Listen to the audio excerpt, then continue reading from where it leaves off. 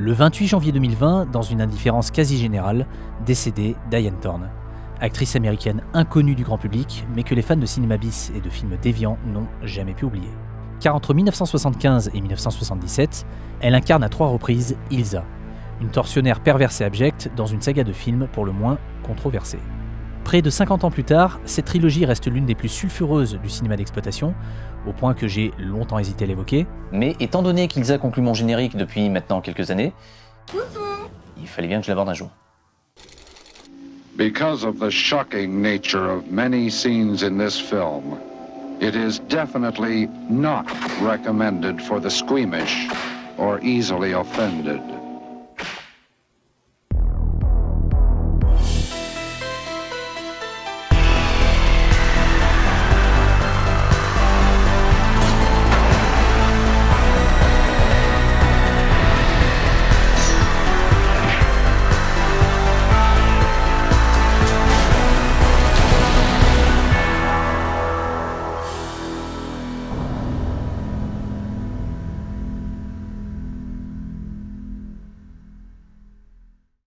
Avant le rôle qui la rendra mondialement célèbre, Diane Thorne connaît des débuts de carrière difficiles.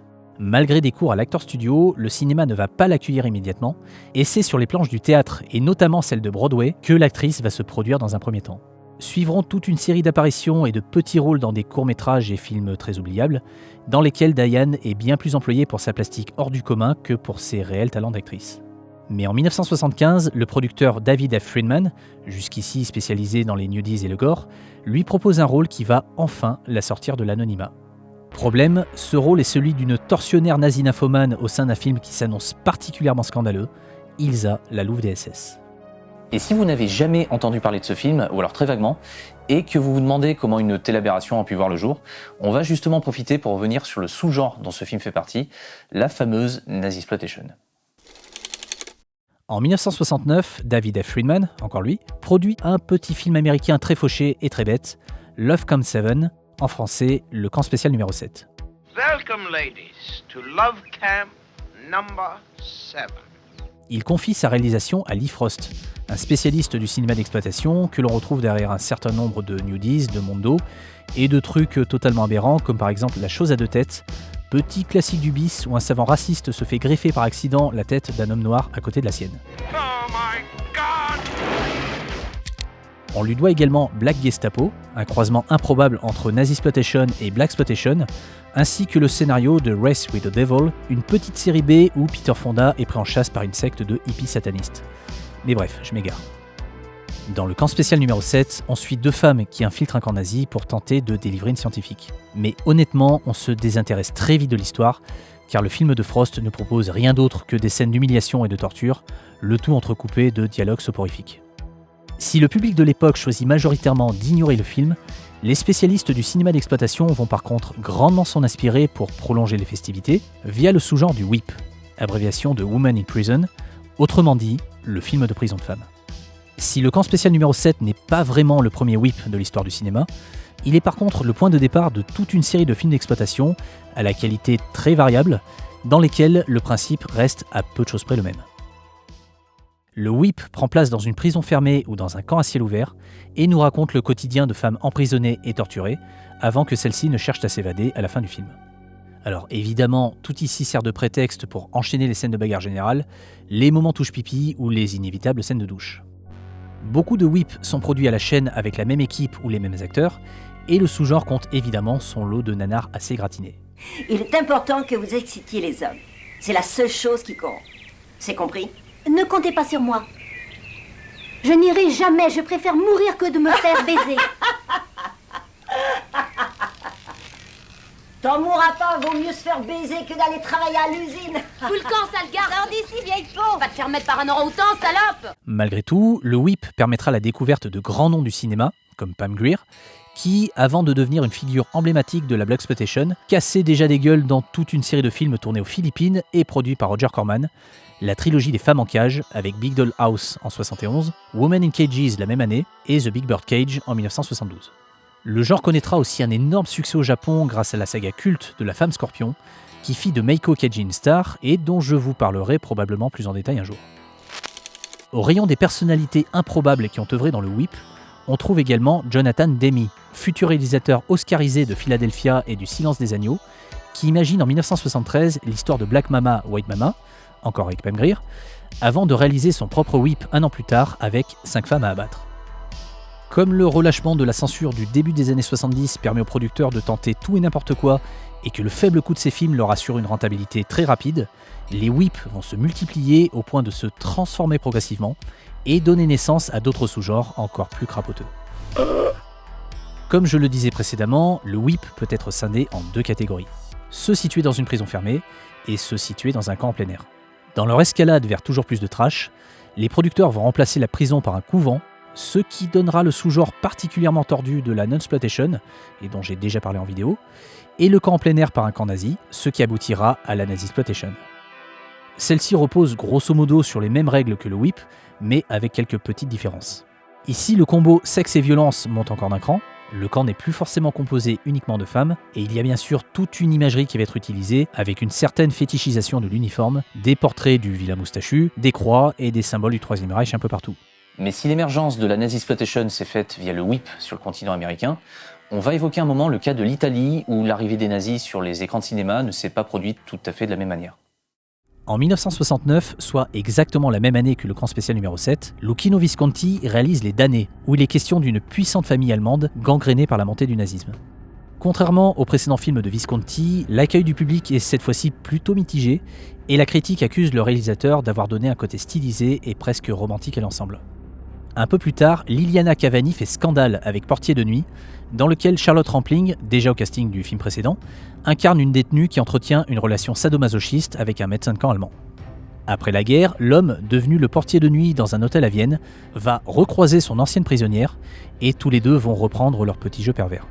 Voyeuriste et par moments assez douteux, le film possède à mon sens un discours trop ambigu pour être honnête, et s'il peut trouver grâce aux yeux de certains cinéphiles, je vous avoue que ça n'est vraiment pas mon cas. À l'époque, le film horrifie la censure italienne qui le retire rapidement des salles, malgré une lettre de soutien signée entre autres par Visconti et Pier Paolo Pasolini. Un an plus tard, le même Pasolini va frapper encore plus fort avec un film monstrueux dont l'aura perdure encore aujourd'hui, le fameux Salaud ou les 120 journées de Sodome. Même si la figure du nazi est ici absente et qu'il est davantage question du fascisme au sens large, le film de Pasolini accumule les scènes épouvantables et constitue une source d'inspiration évidente pour toute la nazisploitation qui va suivre. Car si cette première vague de films possède encore l'étiquette cinéma d'auteur et reste donc à peu près tolérable pour la critique, la seconde vague, qui constitue le cœur du genre, va par contre plonger la tête la première dans l'exploitation la plus crasse. Et c'est de l'autre côté de l'océan, précisément au Canada, que les choses vont véritablement démarrer. Lorsqu'ils reçoivent le scénario de Ilsa, la louve des SS, Diane Thorne et son mari sont horrifiés par le résultat. Mais comme à bientôt 40 ans, les propositions de rôle se font rares, Diane choisit malgré tout de se lancer dans l'aventure. You know, there's a fine line between trying to get involved in the reality as an actress and then trying to say this isn't really happening so that you can get through it. And I guess every actor finds it for himself or herself. And that's really what I had to work on because there were a few things there that were devastating. But Ilsa couldn't be devastated. De son côté, le réalisateur Don Edmonds est lui aussi assez perplexe quant à l'histoire qu'on lui propose de mettre en image, mais là encore des soucis d'argent vont le pousser à accepter. Tourné très rapidement dans les décors de la série Papa Schultz avant qu'il ne soit détruit, Je n'en crois pas un mot. Le film raconte le quotidien de prisonniers dans un camp nazi, dirigé d'une main de fer par la fameuse Ilsa, qui au passage était vaguement inspirée de Ilse Koch, sinistre personnage que l'on connaît davantage via son surnom, la chienne Buchenwald.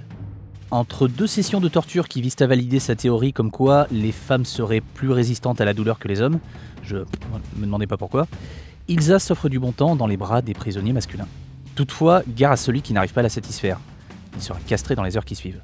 Arrive alors un Américain capable d'honorer Madame toute la nuit, et qui, grâce à son talent, va pouvoir rester en vie et prendre le temps d'organiser une évasion. Lorsque l'on découvre ce film pour la première fois, plusieurs choses nous frappent. Tout d'abord, le côté série B fauché à la limite du Z est juste flagrant. Voir évoluer Diane Thorne au milieu des décors de Papa Schultz est déjà assez improbable, mais le réalisme en prend encore un coup lorsque l'on prête attention aux détails ou à certains figurants qui, en plus de jouer comme des cochons, n'ont absolument pas la tête de l'emploi. Je joue mal.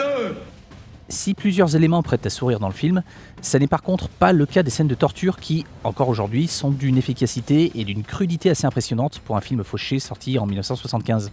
Les effets de maquillage sont plutôt réussis et Don Edmonds ne lésine absolument pas sur le gore et les moments chocs. Un autre aspect du film qui va être particulièrement discuté, c'est l'association entre l'imagerie nazie et celle du SM. Même si les damnés et surtout Portier de nuit ont déjà posé quelques bases à ce niveau, c'est véritablement avec Ilsa que le lien va s'opérer pour de bon au cinéma. Si l'un de vous adresse la parole à une des prisonnières, il sera fouetté. Et la femme le sera également. Bon, évidemment, plusieurs explications à ça. Tout d'abord, montrer une sexualité violente dans un lieu lui-même chargé de violence, c'est évidemment la promesse de faire ça le comble quand on est un producteur peu scrupuleux de films d'exploitation. Ensuite, le fait de donner une sexualité libérée à des personnages ultra rigides participe d'une certaine façon à leur moquerie. Ici, les nazis deviennent ce qu'ils détestent, et la scène complètement folle où Ilsa pisse au visage d'un général en pleine extase l'illustre complètement. Pour finir, le cinéma n'est pas le seul média où les nazis se sont peu à peu multipliés, tout en étant progressivement sexualisés. Les comics, les pulps américains et les fumetti italiens ont, depuis les années 50, mis en scène des nazis en tant que méchants absolus, avec au fil du temps de plus en plus de femmes blondes dans des uniformes en cuir, adeptes de la cravache et du fouet. Les lecteurs de l'époque étant majoritairement masculins, on ne s'étonnera donc pas de voir ce type de représentation se multiplier. Bon alors après, je suis très loin d'être un spécialiste en BD, mais pendant mes recherches, j'ai vraiment été surpris de voir la quantité folle de publications qui avaient déjà traité le sujet, et donc indirectement posé les bases pour de futures transpositions à l'écran. Ce qui peut expliquer en partie le succès de Ilsa et son statut culte. Même si Don Edmonds se filme des horreurs, en définitive, il réalise ni plus ni moins qu'une bande dessinée pour un public adulte et averti. On peut la juger divertissante au 15e degré si on est adepte de cinéma tordu, complètement ratée si ça n'est pas le cas, voire même carrément irresponsable, mais dans tous les cas, ce film ne peut raisonnablement pas être pris au sérieux, son côté petite série B fauchée jouant même paradoxalement en sa faveur. Ilsa, la louve des SS, tient presque entièrement sur les épaules de Diane Thorne, et personne ne va le voir pour apprendre des choses ou faire un devoir de mémoire. Les gens viennent avant tout pour du cinéma d'exploitation, qui est ici poussé à son paroxysme. Si le film s'ouvre sur un carton du producteur David F. Friedman, bien caché derrière son pseudonyme, qui nous explique que tout est fait dans l'espoir que de telles horreurs ne se reproduisent jamais, oui, très bien, mais personne n'est dupe, hein. On sait parfaitement que ce qui compte ici, c'est de faire entrer un maximum d'argent, en proposant un best-of de toutes les horreurs possibles, et en déshabillant un maximum de monde. D'ailleurs, en parlant de se déshabiller et histoire d'enfoncer un peu plus le clou sur l'absence de sérieux de la chose, on trouve au casting Uschi Digard, une habituée des comédies érotiques des 70s, que l'on connaît surtout pour Super Vixens de Russ Meyer, et qui avait déjà tourné avec Don Edmonds précédemment, ainsi qu'avec Diane Thorne dans Blood Sabbath, une obscure petite série B. Même s'il ne fera jamais l'unanimité, Ilsa, la louve des SS est un classique du cinéma bis, un film aussi extrême que profondément débile, mais à ne pas mettre entre toutes les mains. À sa sortie en salle, Ilsa a fait évidemment scandale un peu partout, mais se rentabilise très rapidement. En France, le film est sorti sous le titre « Les SS étaient là, les Gretchen aussi », et il faudra attendre son exploitation en VHS pour qu'il retrouve son titre original. Vu le carton du film, Don Edmonds et Diane Thorne vont remettre le couvert avec sa suite un an plus tard, Ilsa, gardienne du harem. Fini l'imagerie nazie qui avait posé problème, Ilsa est cette fois-ci au service d'un cheik richissime et l'aide à importer des jeunes femmes pour en faire des esclaves. Accompagnée par 2 gardes du corps prénommés Satin et Velours, qui passeront presque l'intégralité du film à poil, Ilsa forme ses prisonnières pour pouvoir être dignes de passer la nuit avec leur nouveau maître. Pour ce nouvel opus, Don Edmonds reprend à peu près les mêmes éléments. Beaucoup de nudité, de la torture, les mêmes mauvais acteurs, Uschi Digard, une petite fusillade finale, et Ilsa qui tombe encore une fois amoureuse d'un homme qui va causer sa chute. Mais si le film reste gore, le glauque du premier épisode a pratiquement disparu, et ce second volet est au final bien plus proche du nanar d'aventure qu'autre chose. Hormis peut-être Diane Thorne, tout le monde ou presque joue mal, le film est rempli de clichés et les FX sont aussi un peu perdus en qualité. Bref, pas de quoi sauter au plafond, hormis peut-être quelques moments franchement nanardesques, et une petite référence, volontaire ou non, à Barbara Steele dans Le Masque du Démon, le temps d'une spectaculaire entrée en scène. Ah oui, et si vous vous demandez comment Ilsa a pu survivre après ce qui s'est passé à la fin du premier film, la réponse est on ne sait pas, et on s'en fout. Comme il serait dommage de s'arrêter en si bon chemin, Ilsa va revenir pour un 3e film qui cette fois-ci va se dérouler en Sibérie. Dans Ilsa, la tigresse du goulag, l'action se déroule en 1953 et notre tortionnaire préféré va passer à l'Est afin de diriger un camp peu de temps avant la mort de Staline. Alors oui, Ilsa est passée de nazie à communiste, mais bon, étant donné qu'elle ressuscite de film en film, on n'est plus à ça près. Ici, on sait comment traiter les voyous, fils de bourgeois. Parmi les prisonniers se trouve un contre-révolutionnaire qui va résister à la torture, mais aussi parvenir à s'échapper. Si la recette est grosso modo la même que dans les films précédents, ce troisième volet a la particularité d'être divisé en deux parties. La première se déroule dans un camp comme d'habitude, et la seconde 24 ans plus tard à Montréal, où l'on apprend que Ilsa a refait sa vie en tant que directrice d'un bordel. Malgré les années passées, elle continue de torturer les gens, et comme le hasard fait bien les choses, elle va reconnaître parmi ses clients le contre-révolutionnaire qui s'était évadé. Si le changement de structure narrative est plutôt une bonne idée, le résultat est par contre assez inégal. Malgré quelques moments gore et la traditionnelle fusillade finale, cette seconde partie a du mal à captiver et certaines scènes n'évitent pas le ridicule. À la réalisation, Don Edmonds fait place à Jean Lafleur, qui n'a pas fait grand chose hormis ce film, et qui, d'après Diane Thorne, avait aussi du mal à diriger son équipe à cause de la barrière de la langue. Ce qui explique peut-être le côté un peu moins trash de ce troisième volet par rapport aux deux précédents, même si quelques scènes restent quand même très efficaces, notamment le fameux bras de fer à la tronçonneuse. Ah, et petit fun fact, l'un des deux gars qui couche avec Ilsa en début de film n'est autre que le mari de Diane Thorne. Yes, but I must tell you, Oh, he came I across still beautifully. correspond with another act. La même année, Diane se retrouve à l'affiche de Greta la tortionnaire, réalisée par Jess Franco, légende du cinéma bis espagnol qui n'a pas dû beaucoup hésiter avant de lui aussi surfer sur la vague. Dans ce whip assez classique, une femme infiltre une unité psychiatrique pour retrouver sa sœur disparue et constate rapidement que l'hôpital est sous le contrôle d'une tortionnaire. Comme à son habitude, Jess Franco déshabille l'intégralité du casting féminin à la moindre occasion et a toujours un peu de mal avec la mise au point de sa caméra. On notera la présence de Franco en tant qu'acteur, celle de sa muse Lina Romay qui vole presque la vedette à Diane Thorne, quelques scènes trash et un final où Greta se fait mettre en pièces par les prisonnières. À cause de la présence de Diane Thorne, le film a souvent été qualifié de quatrième Ilsa non officielle. Et on peut le comprendre car, hormis une couleur de cheveux différente et un prénom qui change, on est à peu de choses près devant le même type de film. Greta la tortionnaire a parfois été renommée Ilsa Ultime Perversion, ou le pénitencier des femmes perverses, mais je crois que mon titre préféré reste celui du véritable Ilsa numéro 4, qui n'a malheureusement jamais dépassé le stade de projet, mais que j'aurais adoré voir. Ilsa rencontre Bruce Lee dans le Triangle du Diable. Ce titre, putain mais j'aurais donné un rein pour voir ce truc. Dans toute la saga des Ilsa, il n'y a en fin de compte que le premier volet qui s'inscrit dans la Nazisploitation pure et dure, les suivants lorgnant beaucoup plus du côté du whip. Mais son succès surprise va suffire à relancer la machine du côté de l'Italie, où les films du genre vont soudainement se multiplier. Tout d'abord, Salon Kitty, réalisé par Tinto Brass en 1976, qui parle d'un bordel berlinois dans lequel les prostituées tentent d'obtenir des informations de leurs clients. Le film a le mérite de proposer un cadre qui change un peu des camps habituels et qui est surtout propice à tous les excès. Pour les curieux, le film est ressorti récemment en Blu-ray et on peut aussi le considérer comme une espèce de répétition avant le grand film maudit de Tinto Brass sorti 3 ans plus tard, le fameux Caligula. Après Salon Kitty, les producteurs italiens vont commencer à faire des mélanges entre ce film, Portier de nuit, Salo, Les damnés et évidemment Ilsa. En l'espace de quelques années, une petite douzaine de films va débarquer dans les salles et la qualité sera très rarement au rendez-vous. Alors, j'ai quasiment tout revu, je crois qu'il m'en manque peut-être un ou deux. C'était pas très bien, c'était pas très agréable non plus, mais je vais quand même tâcher de vous résumer rapidement ce qui compose cette deuxième vague de Nazisploitation italienne. Allez, on commence dans la joie avec Horror Nazi, le camp des filles perdues, réalisé par Sergio Garone en 1976. Un film bien plus célèbre pour son affiche que pour ses qualités propres. Le rythme est assommant, l'histoire est stupide. En gros, on a un nazi qui veut se faire greffer des couilles, et hormis peut-être la scène illustrée sur l'affiche, tout le reste est absolument inepte. Histoire de rentabiliser un maximum ses costumes et ses décors, Sergio Garone tourne simultanément un autre film avec les mêmes acteurs, et Sesque 5, L'Enfer des femmes. Malgré un peu plus de gore, le résultat est du même niveau et pousse le malaise encore plus loin avec de véritables images de camp en guise de générique. Le film se conclut avec le sempiternel message qui vise à crédibiliser l'ensemble, mais rien n'y fait, tant Sergio Garone accumule les moments douteux et les scènes lamentables. Alors évidemment, l'un des pires tâcherons du cinéma bis italien ne pouvait pas passer à côté de la Nazisploitation, et c'est tout naturellement que Bruno Mattei va lui aussi tourner ses deux petits films en même temps.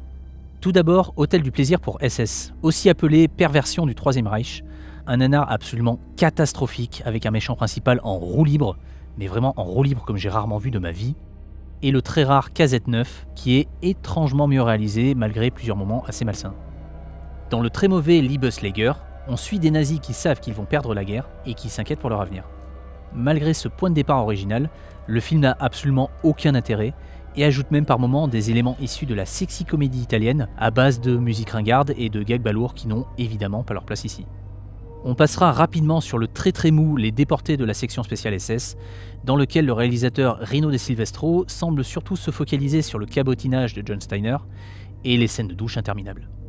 Même chose pour Fraulein SS, qui aurait presque pu être potable si le film n'était pas caviardé d'inserts porno et de stock shots en noir et blanc inutiles, d'autant plus que tout le reste est en couleur. Et en parlant de stock shots, la palme revient à La Bestia in Calore, où le réalisateur Luigi Bazzella pioche allègrement dans un de ses précédents films pour un résultat complètement raté. On alterne donc entre un mauvais film de guerre qui n'avait déjà aucun intérêt de base, et de la nazi-exploitation nanardesque avec en vrac une Sue Ilsa qui tente comme elle peut de passer après Diane Thorne, des erreurs de réalisation à la pelle, mais surtout la star du film, Salvatore Baccaro. Un personnage censé être une parfaite création des savants nazis, et qui n'est au final qu'un Cro-Magnon du cul qui saute sur tout ce qui bouge et arrache des poils pubiens avec les dents. Bref, ce truc est une aberration à tous les niveaux, et pour les masochistes, sachez que le réalisateur remettra le couvert la même année avec une autre catastrophe sur pellicule, Erika, les derniers jours des SS, aka SS, Tigre du désert. Parmi toute cette seconde vague italienne, il n'y a finalement que 2 films qui possèdent un vague intérêt. D'un côté, Les Nuits chaudes de la Gestapo, plutôt bien réalisé malgré certains décors qui sentent le contreplaqué, avec des rideaux cache-misère et des troisième rôles qui s'emmerdent. Ici, pas vraiment de torture ou de gore, mais essentiellement des scènes érotiques et un petit suspense autour d'un groupe dans lequel se cache un espion de la résistance. De l'autre, La dernière orgie du Troisième Reich, une espèce de mix entre salaud et portier de nuit, mais sans le côté série Z qui rendait ridicule la majorité des précédentes productions. Cette nouvelle histoire SM entre un nazi et une prisonnière ne nous épargne rien niveau atrocité, et le film se classe sans problème parmi les plus déprimants et extrêmes de sa catégorie. À partir de 1977, la nazi-exploitation italienne commence sérieusement à décliner, et l'histoire aurait très bien pu s'arrêter là. Mais c'était sans compter sur un pays voisin qui s'est dit que c'était une bonne idée de se lancer aussi dans la bataille.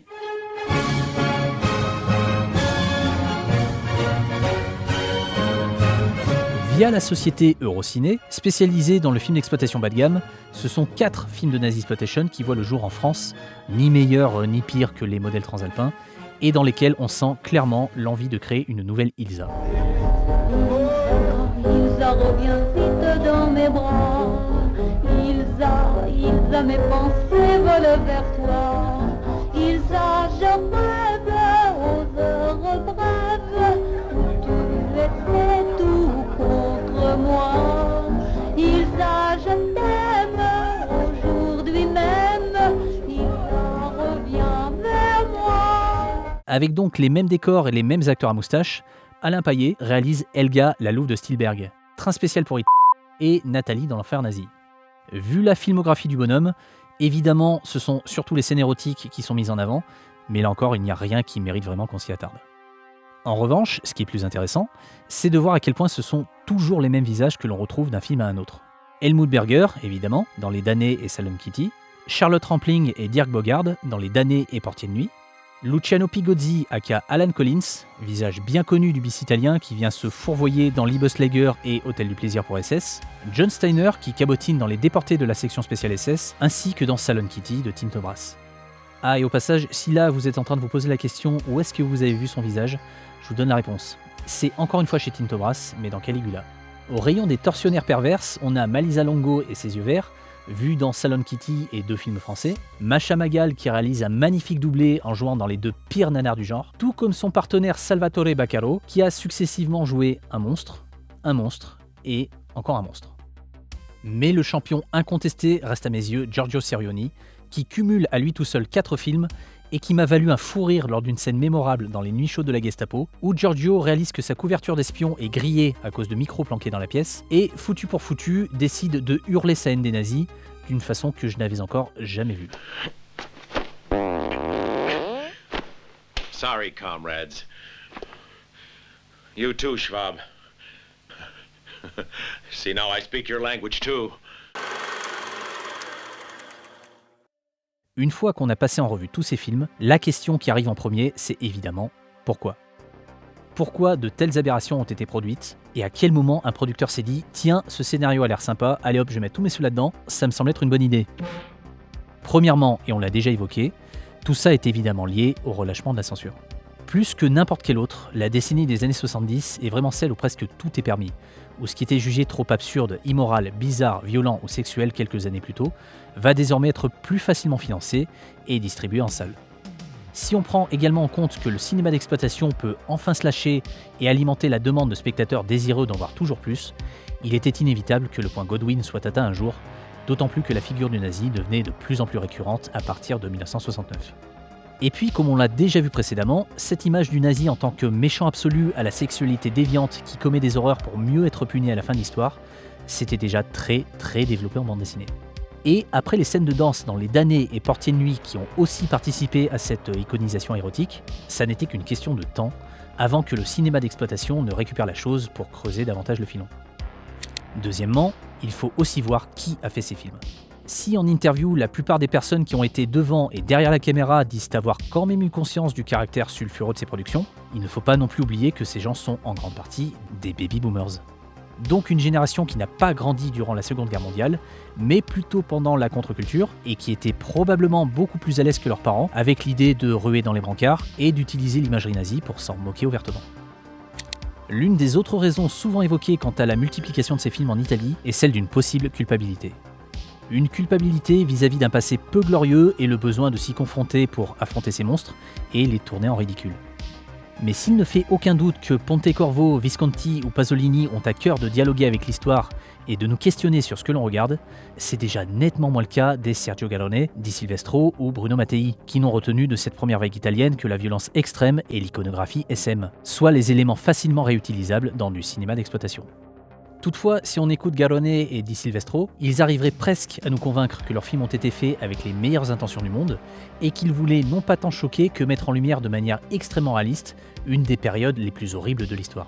Histoire qu'ils disent avoir longuement étudiée afin que ce qui se trouve à l'écran soit parfaitement crédible. Alors, si on peut leur laisser le bénéfice du doute quant aux recherches effectuées en amont et leurs intentions véritables, je suis désolé, mais le résultat à l'écran est invariablement le même. Leurs films ne sont que des séries Z mal fichues qui n'ont absolument rien d'un cours d'histoire et qui, malgré tous leurs excès, peinent en plus à garder le spectateur éveillé. Quant aux films de nazis tournés en France, vu la société de production derrière, il ne fait aucun doute que ces films ont été faits à la va-vite pour surfer sur la vague du moment, sans se poser plus de questions. Bref, ce truc de la soi-disant culpabilité, non, personne n'y croit.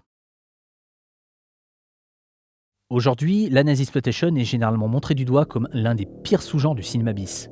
Un sous-genre putassier, racoleur et voyeuriste, qui doit en grande partie son existence à la libération de la censure, et dont l'une des principales fonctions était de bêtement tester les limites de celle-ci. Si on trouve ça et là des réalisateurs contemporains qui ont été marqués par certaines imageries de ces films, au point de les citer brièvement dans les leurs, la nazisploitation est, tout comme le Mondo, condamnée à ne jamais effectuer de revival et à rester comme une parenthèse honteuse dans l'histoire du cinéma. Une parenthèse en plus extrêmement courte, car là où en Italie il fallait entre 5 et 10 ans pour que le public se lasse d'un sous-genre comme le peplum, le western ou le giallo, il aura fallu à peine 4 petites années pour que la nazisploitation finisse au placard, éclipsée par d'autres sous-genres bien plus en vogue comme le space opéra, le post-apo ou le film de zombies. Et puis bon, le développement du cinéma X, d'abord en salle puis en VHS, a aussi vite rendu obsolète la nazisploitation et ses séquences de SM simulées.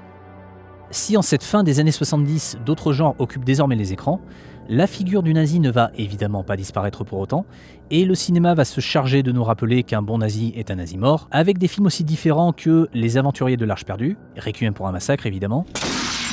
Le très bon et plutôt méconnu C'est Garçons qui venaient du Brésil, Prison de cristal, ou un peu plus tard Black Book de Paul Verhoeven, Inglourious Basterds, ou plus récemment Blood and Gold et Sisu de l'or et du sang, qui sont deux films différents malgré leur titre. Mais au milieu de tous ces personnages, au sein d'un sous-genre qui s'est rapidement écroulé sur lui-même, une figure continue d'intriguer les générations. À la fois synthèse de toutes les tortionnaires qui sont apparus en BD précédemment, incarnation de tous les excès du cinéma des années 70 dans ce qu'ils ont pu avoir de pire, mais aussi potentielle source d'inspiration pour quelques méchantes à venir, Ilsa reste l'une des représentations du mal les plus définitives vues sur un écran. Dans Fascism on a Thread, le très bon documentaire consacré au genre, il est même dit que le personnage de Elsa Schneider dans le 3e Indiana Jones peut être vu comme une version soft de Ilsa, et oui, ouais, ça se discute. Souvent pointé du doigt comme le plus horrible film de la Nazisploitation alors qu'il est paradoxalement un des plus réussis, Ilsa la Louve DSS a au moins le mérite de placer une certaine distance avec son sujet via son absence totale de réalisme et son personnage principal complètement over the top, tout droit sorti d'une BD.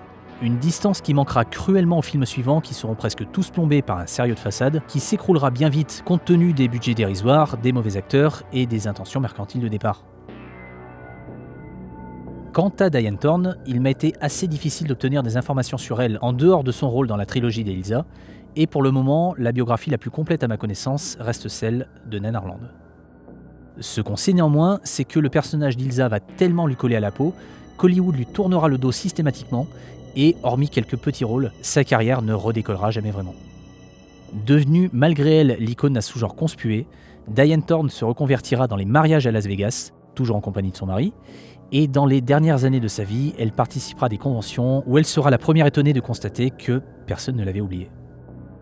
Hasard du calendrier, au moment où j'écris ces lignes, un éditeur vidéo américain vient d'annoncer la restauration de la saga Ilsa en 4K, après des années d'invisibilité. Si la date de sortie n'est pour le moment pas connue, nul doute que certains éditeurs français vont rapidement récupérer les masters et sortir un coffret qui rendra enfin justice à Diane Thorne et son étrange carrière.